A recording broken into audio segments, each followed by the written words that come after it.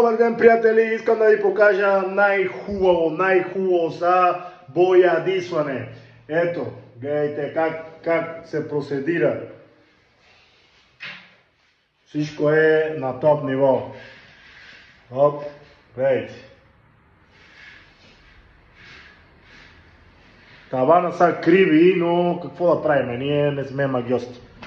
Ако това трябва да се прави направо, трябва да се прави шпакловка, който клиент няма пари да свърши работа как трябва, но като цялото е много добре.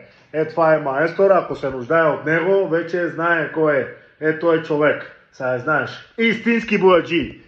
От София, България, къде да го снимате, той свърши работа, Франция, Италия, насякъде той отива, просто, нали, качеството